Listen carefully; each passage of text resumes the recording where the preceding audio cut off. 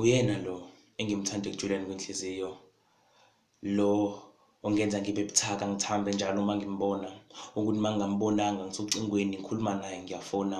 Yazi nongaze angaze afunge lolu thando luselusha kanti cha, inhliziyo yami ukuse isha ivutha amalangaba umlilo wothando uphanguhangu ungenakucishwa. Phela uyena lo ongenza ngitatazele, uma ngimbona ngivukwe idumbe ngiqhaqhazele, awu naye avele amamatheke, inhliziyo ivane ishaye ngamandla ukuthi angisondele eduze ngikhulume naye buye ukuthi angisuke ngibaleke. Phela le ntokazi yinhle ihloniphekile, iyazithanda futhi inesizotha, nokuthi ithanda mina namanje angikakakholwa. Uma kuyiphupho leli bengicela ngingabusaphathwa yokuvuka. Phela uyena lo ngenza ebusuku ngingalali, ngibhala iy'nkondlo zothando zonke iy'nsuku, ngibhala phezu kwalo lize lidabuke ibhuku ngizama ukuhlanganisa amazwi okukhuluma nale ntokazi.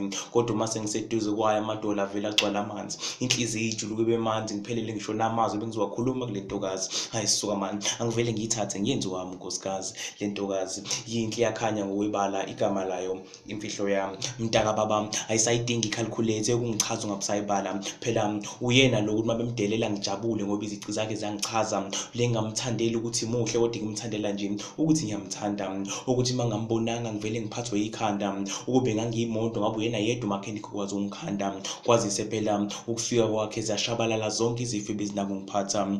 Yazi le ndaba yethu isinkulu, ngesiZulu kuthiwa ithi ngaba nkulu ingabe isazekeka, kodwa mina ngisazokuzeka.